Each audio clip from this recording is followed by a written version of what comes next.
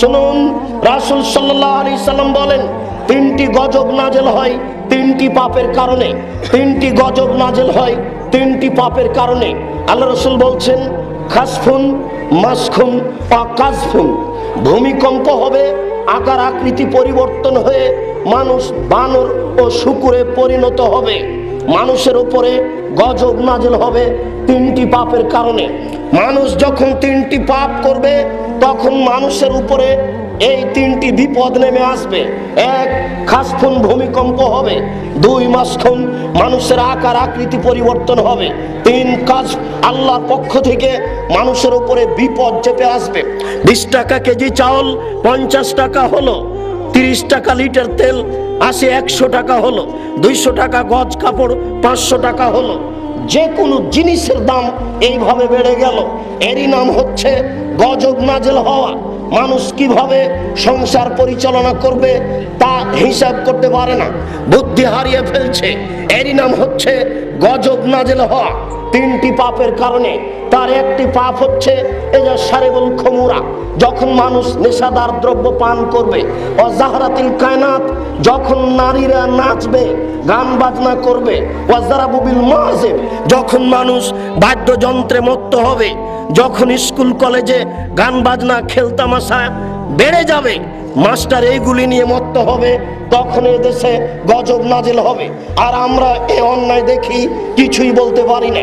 সম্মানিত দিনী ভাই, বলছিলাম রাসূল সাল্লাল্লাহু আলাইহি সাল্লাম বলেন, যে কোনো অন্যায় দেখলে বলপূর্বক ঠেকাতে হবে, বাধা দিতে হবে।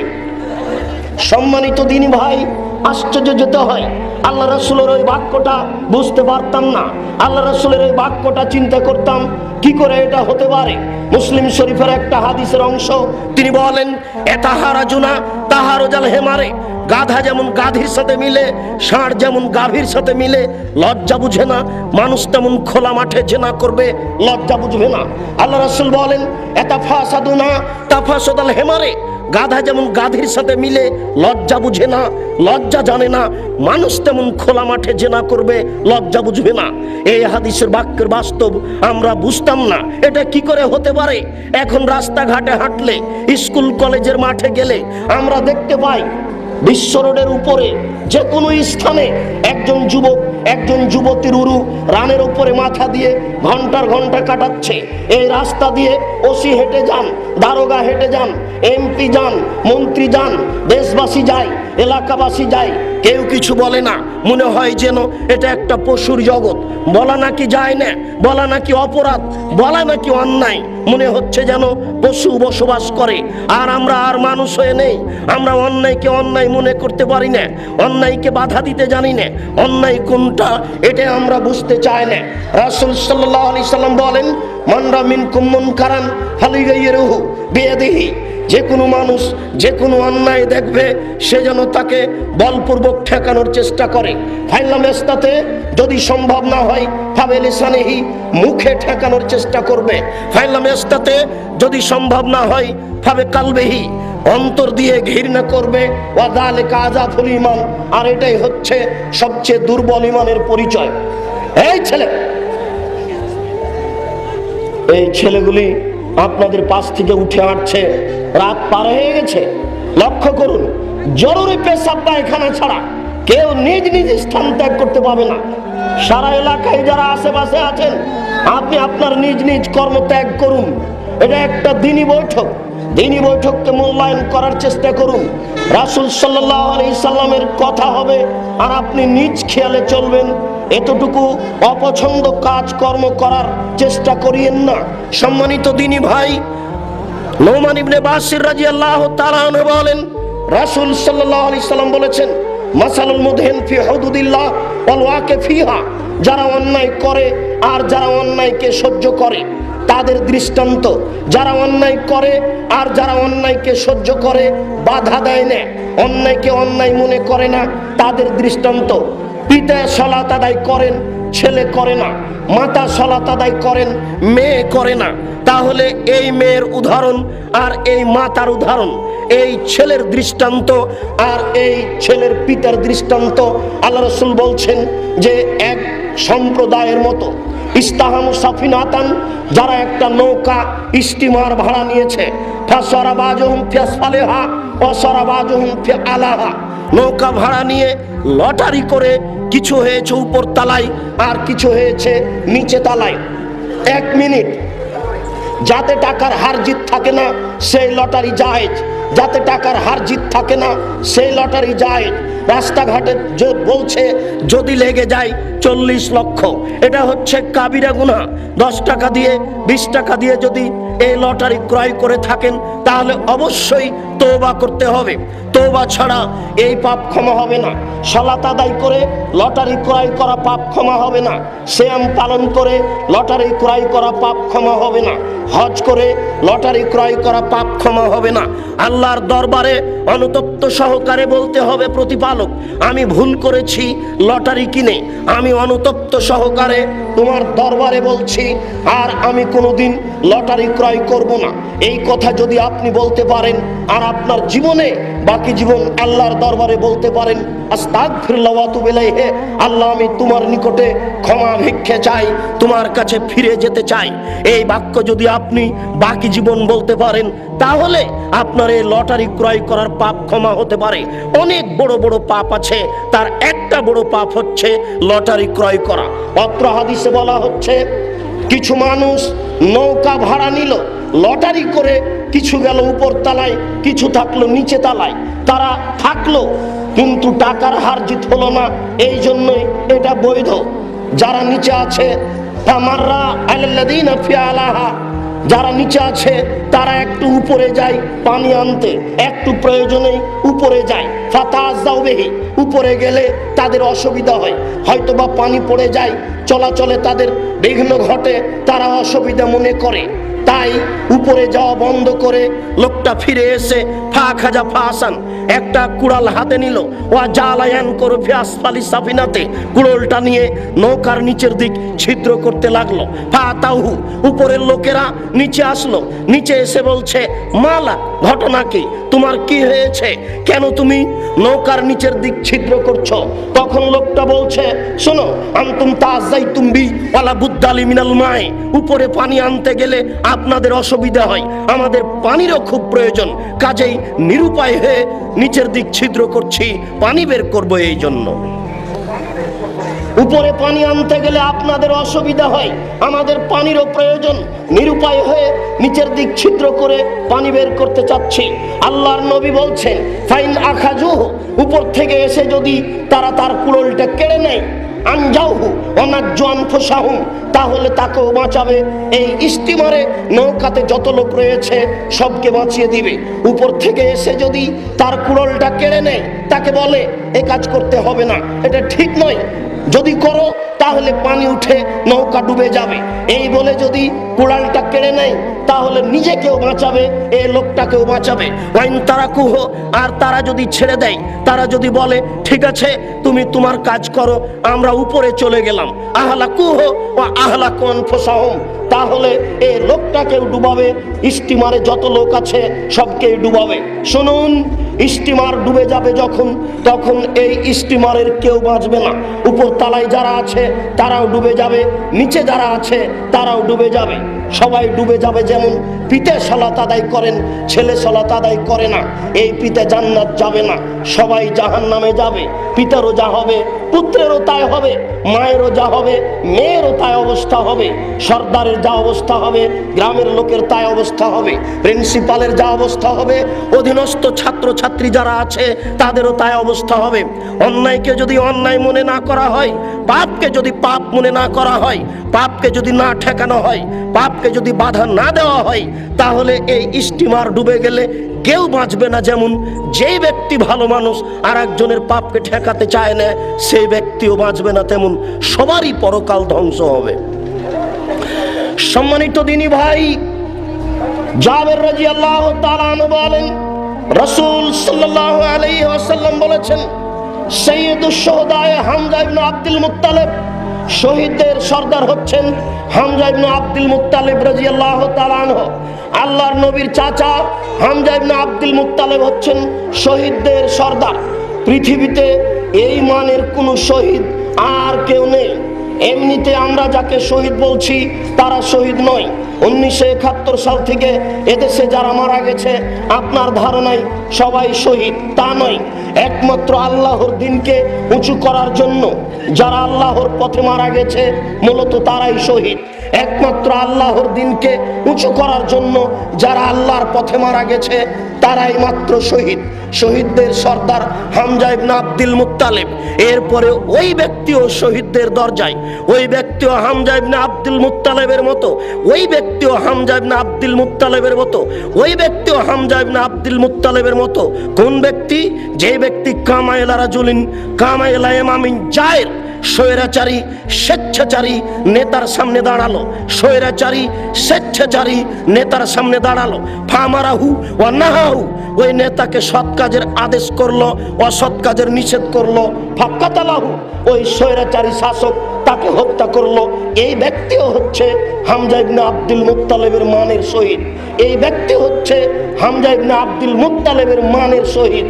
আমরা যে দিক থেকে বৃষ্টি আসে সেই দিকেই ছাতা ধরি, কই দেশে দেশে ঘুরি, আমাদেরকে কেউ তো অপমান করে না, মারে না, আমাদেরকে সম্মান করে টাকা পয়সা দিয়ে বিদায় করে। বোঝা যাচ্ছে হক কথা হয় না। যদি হক হয় তাহলে এমন কেন হচ্ছে? ইমাম আহমদ বিন হাম্বল রাহিমাহুল্লাহ ছিলেন 10 লক্ষ হাদিসের হাফেজ, এরপরেও জনগণ মেনে নেয়নি। তার পায়ে রশি দিয়ে যেমন কুকুর মারা গেলে রাস্তায় মানুষ টেনে নিয়ে বাইরে ফেলে দিয়ে আসে, ইমাম আহমদ বিন হাম্বল তার যুগে নয়, এখন পর্যন্ত যত মানুষ এসেছে হাদিস শাস্ত্রে সবার চেয়ে বড় পণ্ডিত, এরপরেও জাতি তাকে মেনে নেয়নি, সমাজ তাকে মেনে নেয়নি। তার পায়ে রশি দিয়ে রাস্তায় টানা হতো, তাকে পিটানো হতো। ইমাম আহমদ বিন হাম্বলের মতো মানুষ জাতির কাছে সম্মান পেলেন না। আমরা জাতির কাছে সম্মান পাই, বুঝতে পারি না। বুঝতে হবে আমাদের প্রচারে ত্রুটি রয়েছে।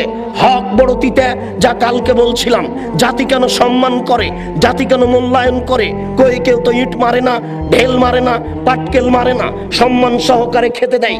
সেই জন্য তো আপনাকে গতকালকে আমি শোনাচ্ছিলাম যে আখেরি মোনাজাতে আপনি হাত তোলার পূর্বে এইভাবে একটু বলুন, তাহলে বুঝবো আপনি হক কথা বলছেন। বুঝলাম আপনি বড় কাজ করছেন, বুঝলাম আপনি বড় হুজুর, অনেক দূর থেকে এসেছেন, আমেরিকা থেকে এসেছেন, লন্ডন থেকে এসেছেন, সৌদি আরব থেকে এসেছেন।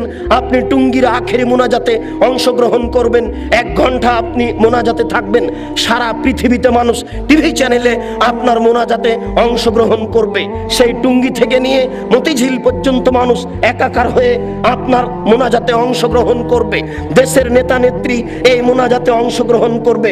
হুজুর আপনি একটু হক কথা বলুন না, আপনি বলুন। আল্লাহর নবী বলেছেন লাইয়াফলাহ কওমুন ওয়াল্লাহু আমরাহুম ইমরাতান, ওই জাতি কোনোদিন পরিত্রাণ পেতে পারে না যে জাতি নারীকে করেছে নেত্রী। ওই জাতি কোনোদিন পরিত্রাণ পেতে পারে না যে নারীকে করেছে নেত্রী। ওই জাতি কোনোদিন পরিত্রাণ পেতে পারে না যে জাতি নারীকে করেছে নেত্রী। আপনি বলুন দোয়া করার পূর্বে। আল্লাহ রাসূল বলছেন আলী লা তাদুতিম সালান ইল্লা তামাসতাহু ওয়ালা কাবরান মুসরিফান ইল্লা সাওয়াইতাহু, আলী তুমি ছাড়বে না কোনো উঁচু কবর, সবকে ভেঙে সমান করে দাও। আলী তুমি ছাড়বে না কোনো ছবি মূর্তি, সবকে ভেঙে একাকার করে দাও। আপনি এই বক্তব্য দেওয়ার পরে এবার হাত তুলে দোয়া করুন, দেখা যাবে কত নেতা নেত্রী আপনার দোয়াতে অংশগ্রহণ করে, কত জনগণ আপনার দোয়াতে অংশগ্রহণ করে। আপনি হাত তুলে দোয়া করার পূর্বে বলুন আল্লাহর নবী বলেছেন মান সাদ্দা ফুরজাতান বানাল্লাহু লাহু বাইতান ফিল জান্নাহ। আল্লাহর নবী বলেছেন সালাত আদায় করার সময়তে 2 জনের মাঝে যেই ফাঁকা রয়েছে এই ফাঁকা বন্ধ করে যে আল্লাহ তার জন্য জান্নাতে ঘর নির্মাণ করেন। আপনি বলুন একটু, এরপরে আপনি হাত তুলে দোয়া শুরু করবেন। বাইতুল মুকাররম হচ্ছে বাংলাদেশের জাতীয় মসজিদ। বাংলাদেশের যারা বড় আলেম তারাই সেখানে খুতবা দেওয়ার অধিকার রাখে।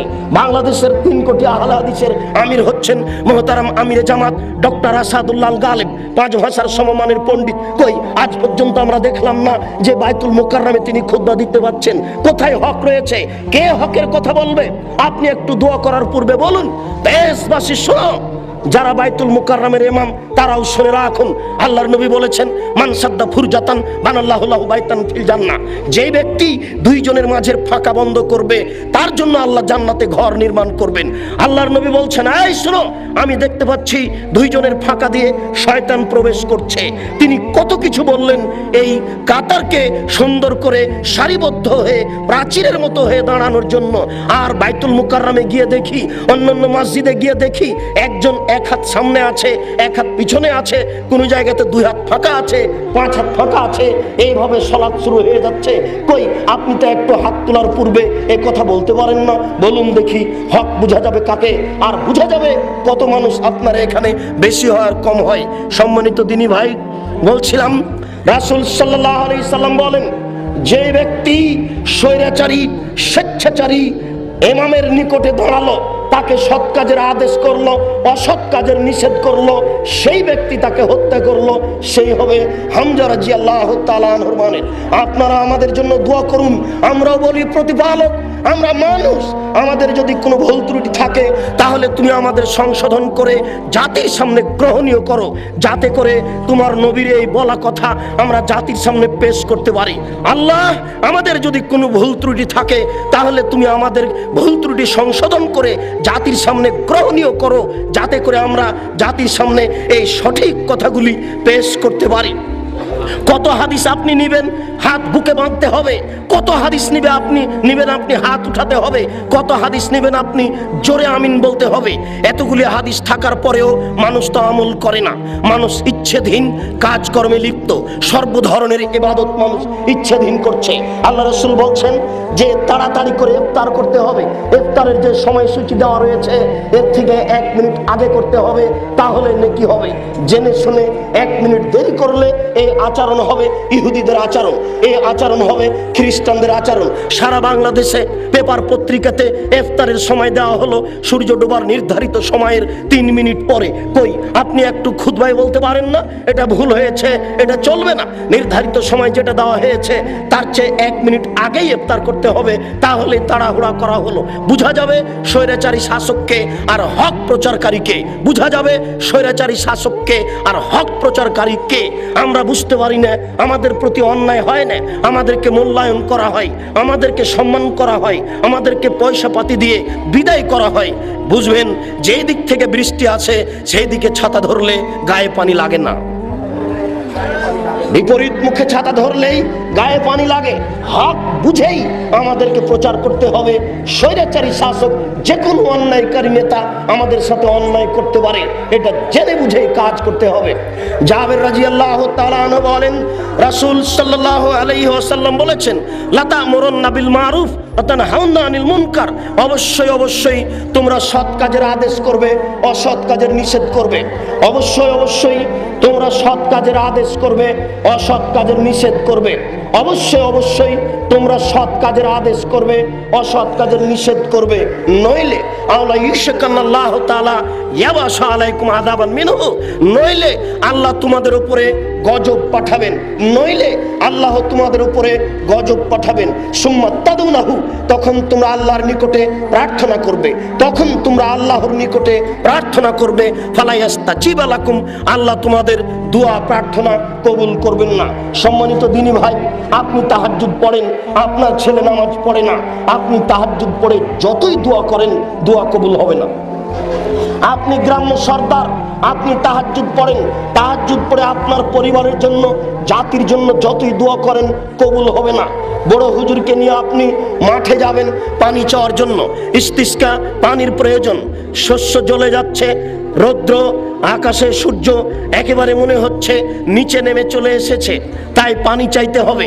হুজুরকে নিয়ে গেলেন, হুজুর খুব দোয়া প্রার্থনা করলেন, কবুল হবে না। কেন? হুজুর নিজে 5 ওয়াক্ত সালাত আদায় করেন, তাহাজ্জুদ পড়েন, গ্রামবাসীকে সৎ কাজের আদেশ, অসৎ কাজের নিষেধ করেন না। এই জন্যই সংগঠনের প্রয়োজন, সংগঠনের অন্তর্ভুক্ত হয়ে থাকতে হবে। শুধু উপার্জন করে খাবেন দিন পার হয়ে যাবে এ কথা নয়, উপার্জন করে খাবেন দিন পার হয়ে যাবে এ কথা নয়। একটা মানুষ এমএ পাস করার পরে কলেজের শিক্ষক হলো, চাকরি করে, বেতন পায়, আহাল পরিবার নিয়ে খায়, তার দিন পার হয়ে গেল, তাহলে এটা তার শিক্ষা হয়নি? একজন মানুষ কামেল পাস করেছে, ফাজেল পাস করেছে, চাকরি পেয়েছে, সে মাসে বেতন পায়, আহাল পরিবার নিয়ে খায়। হয়তো এমন হতে পারে বৃহস্পতিবারে বাড়ি যায়, জুমার দিন আহাল পরিবার নিয়ে থাকে, খায়, মানুষের কাছে দাওয়াত দিতে যায় না। এই ব্যক্তি মূলত শিক্ষা অর্জন করেনি। শিক্ষা অর্জনের একটা বড় গতি হচ্ছে জাতিকে সৎ কাজের আদেশ করতে হবে, অসৎ কাজের নিষেধ করতে হবে। এই হুজুর যদি আল্লাহর দরবারে প্রার্থনা করেন বিপদে আপদে পড়ে, তাহলে আল্লাহ এই দোয়া প্রার্থনা কবুল করবেন না। রাসূল সাল্লাল্লাহু আলাইহি সাল্লাম বলেন, অবশ্যই অবশ্যই তোমরা সৎ কাজের আদেশ করবে, অসৎ কাজের নিষেধ করবে, নইলে তোমরা আল্লাহ তাআলাকে ডাকবে, তখন আল্লাহ তাআলা তোমাদের এই কথা গ্রহণ করবেন না, আল্লাহ তাআলা তোমাদের প্রার্থনা গ্রহণ করবেন না। আবু সাঈদ খুদরি রাদিয়াল্লাহু তাআলা আনহু বলেন, রাসূল সাল্লাল্লাহু আলাইহি সাল্লাম বলেছেন, মা মিন কওমিন রাজুলুন ইয়ামালু ফীহিম বিল মাসি, যদি কোনো মানুষ কোনো জাতির মধ্যে, কোনো গ্রামের মধ্যে, কোনো সম্প্রদায়ের মধ্যে থাকে, সে যদি পাপ করে, তারা সক্ষম, গ্রামে যারা আছে, ওই সম্প্রদায়ে যারা আছে, তারা আইয়াস্তাতিউনা ইউগাইয়িরু, তারা এটা পরিবর্তন করতে পারে। যদি পরিবর্তন না করে, আল্লাহ রাসূল বলছেন, আইয়াবাসাল্লাহু আলাইহিম আযাবান কাবলা ইয়ামুতু, মরণের পূর্বে তাদের উপরে গজব চলে আসবে। যারা সৎ কাজের আদেশ করতে পারে, অসৎ কাজের নিষেধ করতে পারে, তারা যদি না করে, মরণের পূর্বে তাদের উপরে গজব চলে আসবে, মরণের পূর্বে তাদের উপরে গজব চলে আসবে, মরণের পূর্বে তাদের উপরে গজব চলে আসবে। জরুরি। এই জন্যই আল্লাহ তাআলা বলছেন, আল্লাহ তাআলা আমাদেরকে বলছেন, কাবরা মাক্তান ইনদাল্লাহি আন তাকুলু মা লা তাফালুন, তোমরা যা বলো তা করো না কেন, তোমরা যা বলো তা করো না কেন। আমরা যারা দিন প্রচার করি, তাদের আরেকটা দুর্বল সাইড হচ্ছে, মুখে আমরা যেটা বলি কাজে সেটা করি না, মুখে আমরা যেটা বলি সেটা আমরা কাজে করি না। এটাই হচ্ছে আমাদের জন্য, জাতির জন্য ধ্বংসের বড় মাধ্যম, ধ্বংসের বড় কারণ। শুনুন, আনাস রাদিয়াল্লাহু তাআলা আনহু বলেন, রাসূল সাল্লাল্লাহু আলাইহি ওয়াসাল্লাম বলেছেন, ইজা ইয়াউমুল কিয়ামা বিরাজুলিন ওয়া উলকিয়া ফিন-নারে, কিয়ামতের মাঠে এক শ্রেণীর মানুষকে জাহান্নামে নিয়ে নিক্ষেপ করা হবে। কিয়ামতের মাঠে একজন মানুষকে, এক শ্রেণীর মানুষকে জাহান্নামে নিক্ষেপ করা হবে। তান্দালাকু আকতাবহু ফিন-নারে, নিক্ষেপ করার সাথে সাথে তার নাড়ি ভুঁড়ি বের হয়ে যাবে, সে নাড়ি ভুঁড়ির চতুর্দিকে ঘুরতে থাকবে। এথানুকা তাহানিল হেমারে বেরাহাহু, গাধা যেমন তার ওই মেশিনের চতুর্দিকে ঘুরতে থাকে, আটা তৈরি করার সময়তে গাধা যেমন চতুর্দিকে ঘুরে। আমাদের দেশে গরুর পায়ে ধান মাড়া হতো, আমাদের দেশে গরুর পায়ে ধান মাড়া হতো, এটা আমরা জানি। ধান মাড়াই করার সময়তে গরু ওই ধানের উপরে ঘুরতে থাকে। আল্লাহ রাসূল বলছেন, এইরকম একটা দৃশ্য হবে, যারা দিনের কাজের আদেশ করেছে নিজে করেনি, ভালো কাজের আদেশ করেছে নিজে আমল করেনি, তাদেরকে জাহান্নামে দেওয়া হবে। দেওয়ার সাথে সাথে তার নাড়ি ভুঁড়ি ঝরে যাবে, তার নাড়ি ভুঁড়ি ঝুলে যাবে, সে তার নাড়ি ভুঁড়ির চতুর্দিকে ঘুরতে থাকবে। ঠিক এইরূপ ফাস্তামা আলাইহি আহলুন নার, জাহান্নামীরা সেখানে জমা হয়ে যাবে। আরো যারা জাহান্নামে আছে তারা জমা হয়ে বলবে, মালা, আপনার কি হয়েছে, ঘটনা কি? আলাইসা কুনতা তা'মুরুনা বিল মারুফ ওয়া তানহাউনা আনিল মুনকার, আপনি তো আমাদের ভালো কাজের আদেশ করছিলেন, মন্দ কাজের নিষেধ করছিলেন, আপনি কি আমাদের ভালো কাজের আদেশ করতেন না?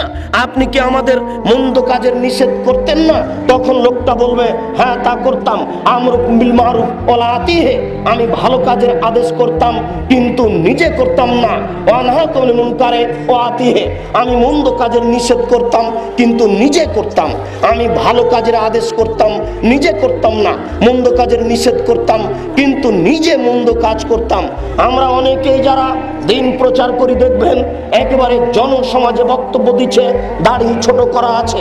অনেকে দেখবেন জনসমাজে বক্তব্য দিচ্ছে, আপনার টাকনুর নিচে পায়জামা প্যান্ট আছে, দিন নিজে প্রচার করছে, তার স্ত্রী পর্দা করে না, তার মেয়ে পর্দা করে না, তার বাড়িতে টিভি ঠিকই আছে, নগ্ন নারী বাড়িতে ঠিকই নাচছে।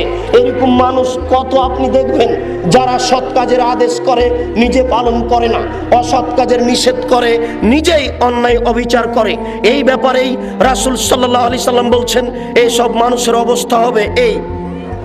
আনাস রাদিয়াল্লাহু তাআলা আনহু বলেন, রাসূল সাল্লাল্লাহু আলাইহি সাল্লাম বলছেন, মারারতু বিকওমিন, অন্য এক বর্ণনা রয়েছে, আমাকে জিবরাইল আকাশে মেরাজে নিয়ে যাচ্ছেন। মাররা রব্বি আও আরাজা রব্বি, আমার প্রতিপালক আমাকে মেরাজে নিয়ে যাচ্ছেন।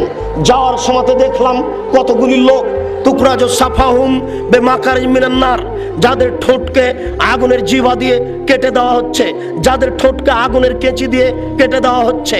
আমি দেখলাম আমাকে নিয়ে যাওয়া হচ্ছে মেরাজে, আল্লাহর নিকটে নিয়ে যাওয়া হচ্ছে, জিবরাইল আমাকে নিয়ে যাচ্ছেন। দেখলাম কতগুলি লোক যাদের ঠোঁটকে জিহ্বাকে আগুনের কেঁচি দিয়ে কেটে দেওয়া হচ্ছে। দৃশ্য আমার কাছে খুব কঠিন মনে হলো। আমি জিবরাইলকে বললাম, জিবরাইল মান হাউলায়ে, এরা কারা যাদের ঠোঁট আগুনের কেঁচি দিয়ে কেটে দেওয়া হচ্ছে, যাদের জিহ্বা আগুনের কেঁচি দিয়ে কেটে দেওয়া হচ্ছে? জিবরাইল আলাইহিস সালাম বললেন, হাউলায়ে খুতুবা মিন উম্মাতিক, এরা হচ্ছে আপনার উম্মতের ওই সব লোক যারা দ্বীন প্রচার করত। এরা হচ্ছে আপনার উম্মতের ওই সব লোক যারা দ্বীন প্রচার করত কিন্তু নিজে আমল করত না। এরা ওই সব লোক যারা নিজে দ্বীন প্রচার করত কিন্তু আমল করত না। অন্য এক বর্ণনা রয়েছে, রাসূল সাল্লাল্লাহু আলাইহি সাল্লাম বলছেন, ইয়ামুরুনা বিল মারুফ ওয়া ইয়ানসা আনফুসাহুম, তারা ভালো কাজের আদেশ করত, নিজেকে ভুলে যেত। তারা ভালো কাজের আদেশ করত, নিজেকে ভুলে যেত। অন্য এক বর্ণনা রয়েছে, ইয়াকরাউনাল কিতাবা ওয়ালা ইয়ামালুনা বিহি, তারা আল্লাহর কিতাবকে পড়তো, আমল করত না। তারা আল্লাহর কিতাবকে পড়তো, আমল করত না। তাদের কারণে এই অবস্থা হচ্ছে। সম্মানিত দিনী ভাই, আবু হুরায়রা রাদিয়াল্লাহু তাআলা আনহু বলেন, রাসূল সাল্লাল্লাহু আলাইহি ওয়াসাল্লাম বলেছেন, আউয়ালু শাইইন ইউকজা ইয়াউমাল কিয়ামা রাজুলুন, সর্বপ্রথম কিয়ামতের মাঠে কয়েক শ্রেণীর মানুষের বিচার হবে। তার এক শ্রেণীর মানুষ হচ্ছে তাআল্লামাল ইলম, যে ব্যক্তি বিদ্যা অর্জন করেছে, ও আল্লামাহু, আর একজনকে বিদ্যা শিখিয়ে দিয়েছে, ও কারাল কোরআন, কোরআন মাজিদ পড়েছে, তাকে নিয়ে আসা হবে। এরপরে তার কর্মগুলিকে তার সামনে পেশ করা হবে। তার কর্মগুলি তার সামনে পেশ করা হলে ফারাফাহু, সে তার কর্মগুলি চিনতে পারবে, আমি বিদ্যা অর্জন করেছি এবং মানুষকে করিয়েছি, আমি কোরআন মাজিদ পড়েছি। এই কর্মগুলি যখন সে নিজে চিনতে পারবে, তখন তাকে বলা হবে ফিমা আমেলতা, আপনি কি আমল করেছেন? সে বিচারের মাঠে বলবে, আমি কোরআন মাজিদ পড়েছি, আমি বিদ্যা অর্জন করেছি, অপরকে করিয়েছি। তখন বলা হবে যে আন্নাকা তাআল্লামতাল ইলম, তুমি বিদ্যা অর্জন করেছো, লেয়ুকালা আনতা আলেম, তোমাকে যেন বলা হয় যে তুমি আলেম। তুমি কোরআন মাজিদ পড়েছো, যেন তোমাকে বলা হয় তুমি একজন কারি। তুমি নিজে নাম নেওয়ার জন্য কোরআন মাজিদ পড়েছো, নিজে নাম অর্জনের জন্য বক্তব্য দিয়েছো, নিজের সুনামের জন্য বিদ্যা অর্জন করেছো, করিয়েছো। ফাকাত কিলা, সেটা দুনিয়াতেই বলা হয়েছে, ফাউমিরা বিহি ফাসাহাবা আলা ওয়াজহিহি ওয়া উলকিয়া ফিন্নারে, বিচারের কাঠগড়াতে তাকে মুখের মাধ্যমে উল্টিয়ে ফেলে দেওয়ার আদেশ দেওয়া হবে। ফেরেশতাগণ তাকে মুখের মাধ্যমে উল্টিয়ে ফেলে দিয়ে পা ধরে টেনে হেঁচড়ে জাহান্নামে নিয়ে নিক্ষেপ করবেন। আলেমদের এই অবস্থা খুবই জটিল অবস্থা, খুবই কঠিন অবস্থা।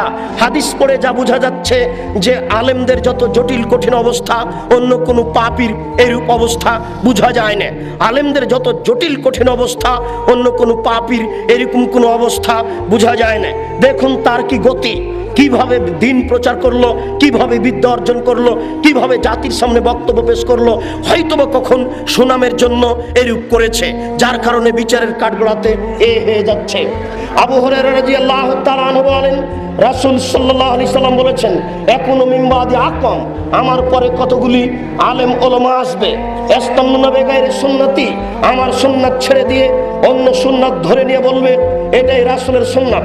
ওয়ালা ইয়াহতাদুনা বিহাদিয়াতি, আমার আদর্শ ছেড়ে অন্য আদর্শ ধরে নিয়ে বলবে এটাই রাসূলের আদর্শ।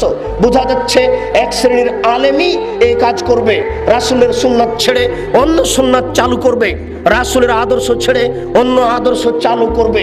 আল্লাহ রাসূল বলছেন ফিহিম রিজালুন, এর মধ্যে কতগুলি লোক হবে, কলুবুহুম কলুবুশ শয়তান ফি জিসমিল ইনস, তাদের অন্তর হবে শয়তানের অন্তর মানুষের আকৃতিতে, তাদের অন্তর হবে শয়তানের অন্তর মানুষের আকৃতিতে, তাদের অন্তর হবে শয়তানের অন্তর মানুষের আকৃতিতে।